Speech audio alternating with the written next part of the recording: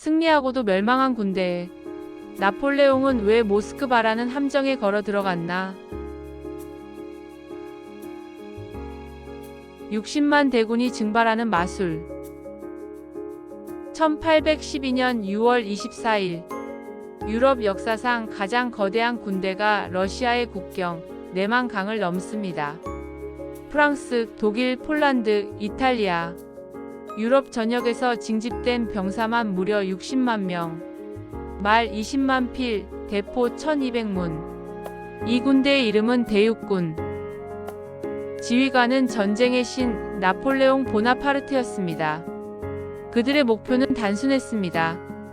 러시아군을 박살내고 차르의 항복을 받아낸 뒤 크리스마스 전에 집으로 돌아온다. 누구도 이 군대가 패배할 것이라 의심하지 않았습니다. 하지만 정확히 6개월 뒤 내만강을 다시 건너 돌아온 병사는 고작 2만여 명 뿐이었습니다. 전투에서 져서가 아닙니다. 그들은 계속 이겼습니다. 계속 점령했고 심지어 적의 수도인 모스크바까지 차지했습니다. 그런데 군대는 사라졌습니다.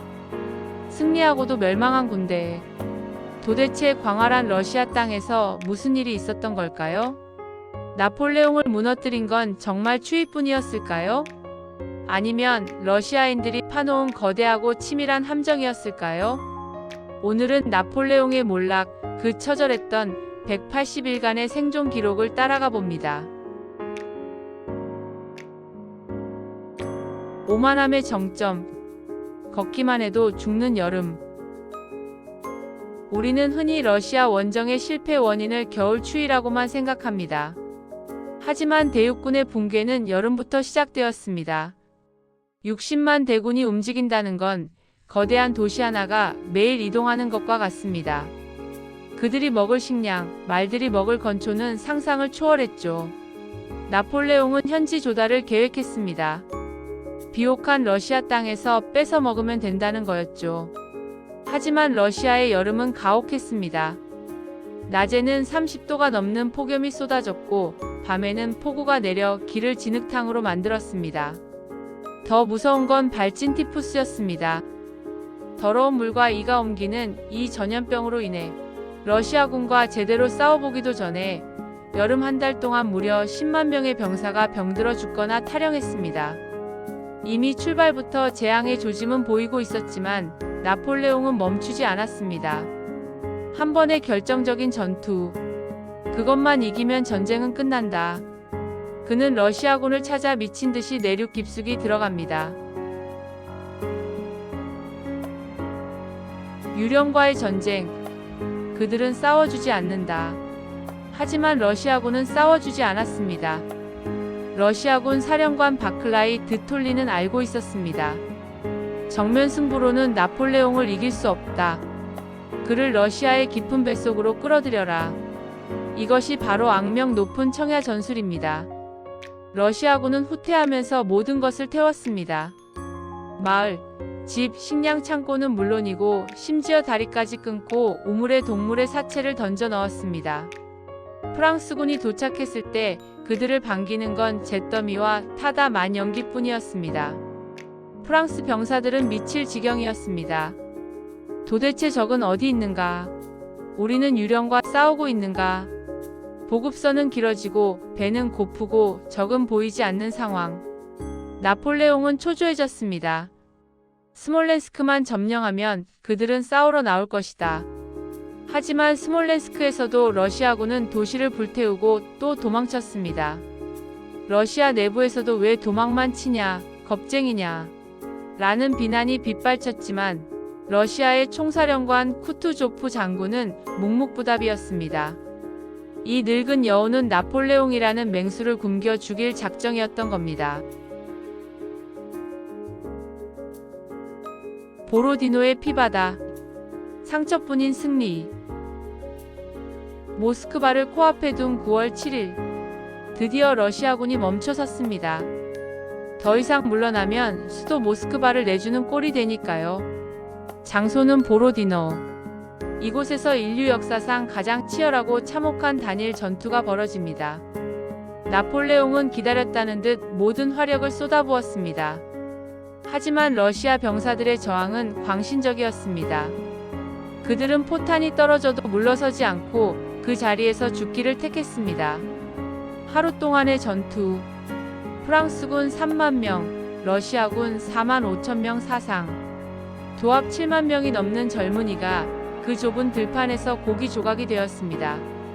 결과는 나폴레옹의 판정승. 쿠투조프는 병력을 보존하기 위해 다시 후퇴를 명령합니다. 나폴레옹은 이겼지만 웃을 수 없었습니다. 러시아군은 괴멸되지 않았고 질서정연하게 도망쳤으니까요. 나폴레옹은 자신의 최정예 부대인 근위대를 투입하지 않는 실수를 범했습니다. 그때 끝장을 봤어야 했는데 너무 멀리 와버린 그는 마지막 보루를 아끼고 싶었던 겁니다. 거대한 함정, 불타는 모스크바. 1812년 9월 14일, 나폴레옹은 드디어 꿈에 그리던 모스크바에 입성합니다. 그는 언덕 위에서 도시를 내려다보며 생각했습니다. 이제 끝났다. 곧 도시의 대표들이 나와서 항복의 열쇠를 바치겠지. 그는 베를린에서도 빈에서도 그랬던 것처럼 환영 인파나 혹은 공포에 질린 시민들을 기대했습니다. 하지만 아무도 오지 않았습니다. 도시는 텅 비어 있었습니다. 25만 명의 시민이 군대를 따라 모두 빠져나간 뒤였습니다. 죽은 도시의 적막함. 프랑스군은 불안감을 느끼며 텅 빈 저택과 크렘린 궁전으로 들어갔습니다. 그리고 그날 밤, 도시 곳곳에서 불길이 치솟기 시작했습니다. 실수가 아니었습니다. 모스크바 총독 로스토프친이 감옥에 있던 죄수들을 풀어주며 명령한 것이었습니다. 프랑스 놈들에게 단 하나의 지붕도 남겨주지 마라. 도시를 태워버려라. 불은 목조 건물이 대부분이던 모스크바를 3일 밤낮으로 집어삼켰습니다. 도시의 4분의 3이 잿더미가 되었습니다. 나폴레옹은 크렘린궁 침실에서 그 뜨거운 열기를 느끼며 경악했습니다. 자신들의 성지, 자신들의 수도를 스스로 태우다니. 이들은 인간이 아니다. 스키타이의 야만인들이다. 식량도 쉴 곳도 모두 타버렸습니다. 모스크바는 정복지가 아니라 거대한 재가 된 무덤이었습니다.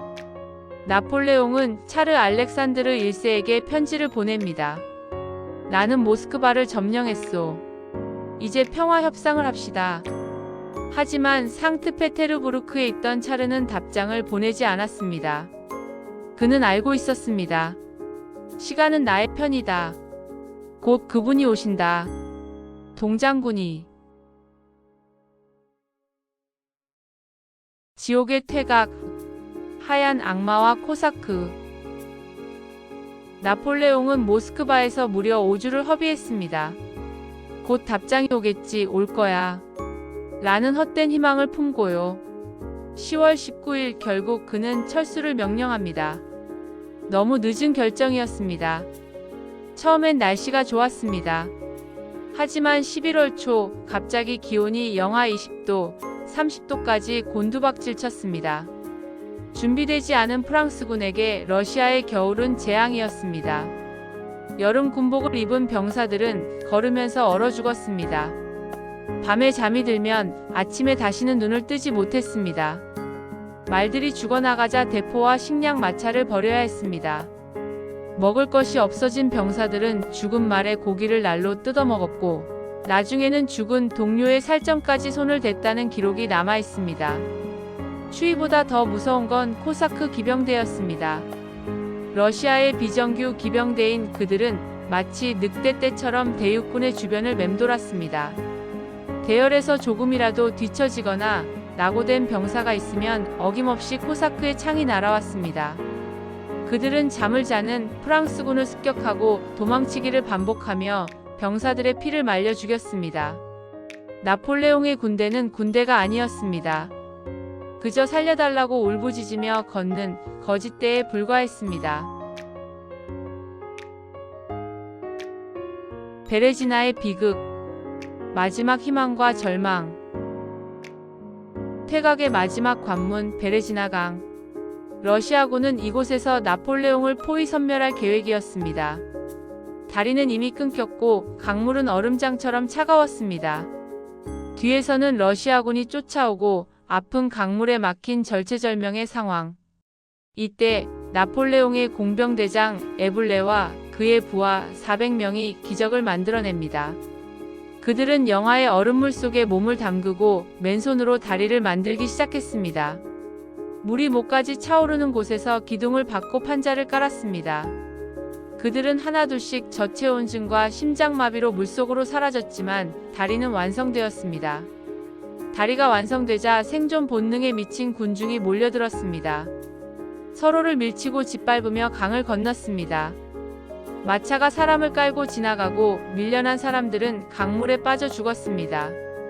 러시아군의 포탄이 다리 위로 떨어질 때마다 수십 명이 허공으로 날아갔습니다. 이 강을 건너는 과정에서만 수만 명이 희생되었습니다. 다리를 만든 에블레 장군과 공병대원들은 단 한 명도 살아남지 못했습니다. 전설의 끝, 그리고 몰락의 시작. 12월 14일 마지막 프랑스 병사가 네만 강을 건너 러시아를 탈출했습니다. 60만 명 중 살아서 돌아온 자는 2만여 명. 나머지는 러시아의 들판에 시체로 남거나 포로가 되었습니다. 대육군은 증발했습니다.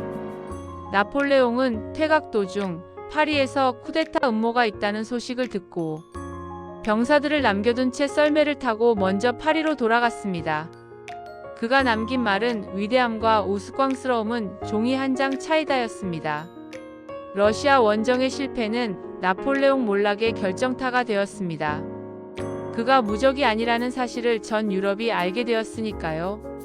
잠잠하던 유럽의 왕들은 다시 연합했고 결국 나폴레옹 제국은 무너져 내렸습니다. 역사는 이 전쟁을 이렇게 기억합니다. 가장 오만한 정복자가 가장 거대한 자연과 가장 끈질긴 민족을 만났을 때 벌어진 비극이라고. 모스크바는 정복해야 할 도시가 아니라 거인이 빠져 죽을 거대한 함정이었습니다.